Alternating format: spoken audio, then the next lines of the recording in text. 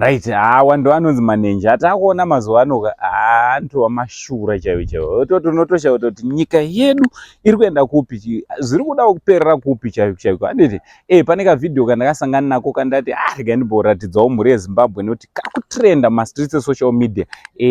So handisiri ndakatora ka video aka. Ndati ipapo rega ndigare ndaisa disclaimer.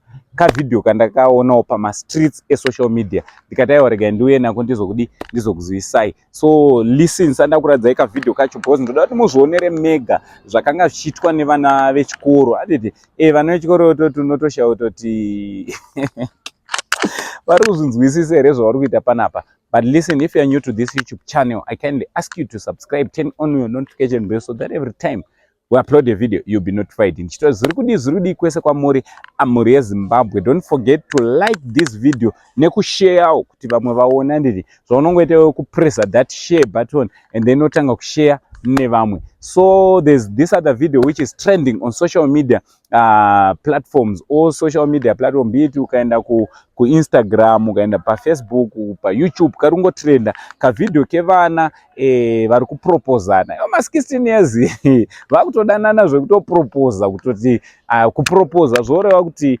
kuudza musikana kuti wakuda kumuroora. Anditi 60 at the age of 16 vana vakuda kutoroorana. Zvinhu zvacho unotoshaura kuti vabereki chii chiri kuitika? Tiri kukundikana papi timu iri? Tiri kukundikana papi timu iri rama 2K? Hade tinozondera paka video kanoteera. Isitonyora comment section kuti what do you think about this video?